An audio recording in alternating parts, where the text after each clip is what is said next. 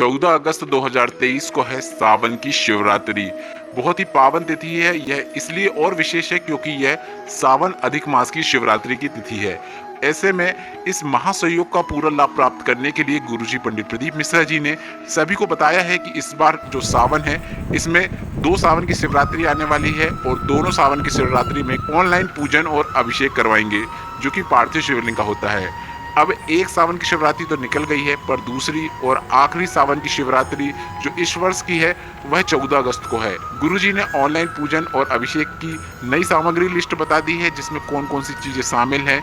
इसके लिए हम आपको यह वीडियो बना के बता रहे हैं ताकि आपको उस दिन कोई भी गलती ना हो, और साथ ही हम आपको एक ऐसा उपाय बताने वाले हैं जिसे करने से आपके जीवन में कभी भी आपकी झोली खाली नहीं रहती है, जो कि आने वाली तिथियों में ही आपको करना है। तो इसके लिए आप वीडियो अंत तक देखें ताकि उस उपाय की भी जानकारी आपको प्राप्त हो सके। अब सबसे पहले हम आपको पूजन सामग्री की लिस्ट बता देते हैं। आप ध्यान से सुनते जाइए और वीडियो के माध्यम से भी आप देखकर समझ पाएंगे कि कौन सी सामग्री किस प्रकार से दिखती है। आपको 1 लोटा जल की आवश्यकता होगी। आपको गेहूं के 21 दानों की आवश्यकता होगी। गुरुजी ने कहा गेहूं के 21 दाने हम इसलिए उपयोग करते हैं कि हमारी हमेशा वंश वृद्धि होती रहे। 5 कमल गट्टे, क्योंकि आपको कमल पुष्प नहीं मिल पाते हैं इसलिए आप 5 कमल गट्टे का उपयोग कर सकते हैं। चावल के 108 दाने, चावल के 108 दाने, इस बात का आपको ध्यान रखना है कि पूर्ण होना चाहिए, टूटे फूटे नहीं होना चाहिए। काली मिर्च 21, काली तिल 1 चुटकी, 1 धतूरा, 7 बेलपत्र, 7 समी पत्र, 7 लाल गुलाब, और अगर आपको लाल गुलाब नहीं मिल पाते हैं तो कोई से भी पुष्प रख लें। गोल सुपारी 3।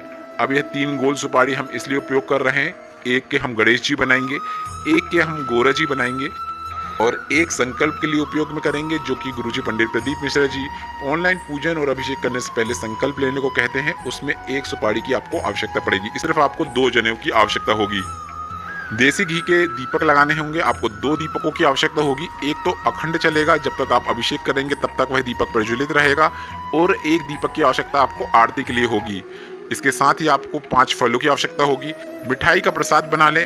अगर आपके पास मिठाई का प्रसाद नहीं है तो आप गुड़ या शक्कर का भी उपयोग कर सकते हैं। इसके बाद इस प्रसाद का जो रहता है आप अपने ही परिवार वालों में या आसपास में इसका वितरण कर सकते हैं। इसके साथ आपको इत्र, पीला चंदन, मोली, कलेवा का नाड़ा जो कि हम हाथ में बांधते हैं, कपूर आरती के लिए, लौंग, इलायची, पान के पत्ते, पंचामृत आपको 2 कटोरी में बना के रख लेना है। अब पंचामृत बनाने के लिए आप दूध, दही, घी, शक्कर, शहद और गंगा जल का उपयोग करें, और यह सामग्री भी आप थोड़ी थोड़ी कटोरी में लेकर रख लें।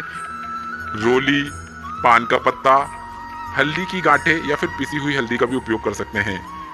अबीर, गुलाल और मेहंदी। जी हाँ, गुरुजी ने बाद में मेहंदी की भी जानकारी दी थी, आई गई थी, नीचे सामग्री की लिस्ट आई थी जिसमें मेहंदी का भी जिक्र था।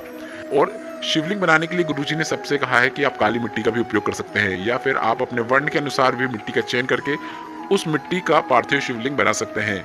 गुरुजी ने कहा है यह सब सामग्री आप पहले से रख लें। 9 बजे के पहले आपकी थाली रेडी हो जाना चाहिए, और जो पार्थिव शिवलिंग है उसका निर्माण आप दोपहर में ही करके रख लें ताकि 9 बजे आप सीधे पूजन और अभिषेक शुरू कर पाएं।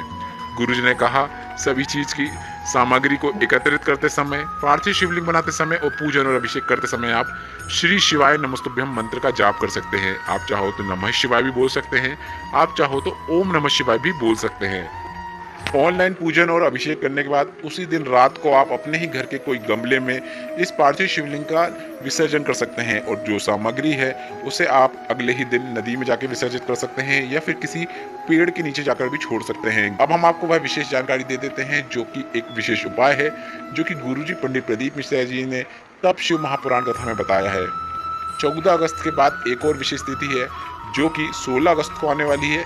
इस दिन सावन और अधिक मास के मिलन का महासंयोग है, और इस दिन गुरुजी पंडित प्रदीप मिश्रा जी ने सभी को कनेर का एक पुष्प शिवलिंग पे अर्पित करने को कहा है। कनेर का पुष्प कैसा दिखता है आप वीडियो के माध्यम से देखकर समझ सकते हैं। इस पुष्प को आपको शिवलिंग पे अर्पित करना है। इसके बाद आपको 2 कलश से जल शिवलिंग पे अर्पित कर देना है। बस इतना ही करना है। गुरुजी ने कहा अगर आप सावन के इस माह में कनेर का पुष्प को शिवलिंग पे अर्पित करते हैं और इसके बाद 2 कलश जल शिवलिंग पे अर्पित कर देते हैं, तो आपको इस बात का ध्यान रखना है कि आपको जीवन में कभी भी पीछे मुड़ के देखने को नहीं मिलेगा। आप हमेशा उन्नति ही करते चले आएंगे। महादेव आपकी झोली को कभी भी खाली नहीं रहने देते हैं। इस वीडियो में बताई गई जानकारी से संबंधित अगर आपके मन में कोई प्रश्न हो तो वे प्रश्न आप कमेंट के जरिए पूछ सकते हैं। मेरे द्वारा दी गई जानकारी अगर आपको थोड़ी सी भी उपयोगी लगी हो तो इस वीडियो को लाइक करके कमेंट बॉक्स में हर हर महादेव टाइप करना ना भूलें। श्री शिवाय नमस्तुभ्यम। हर हर महादेव।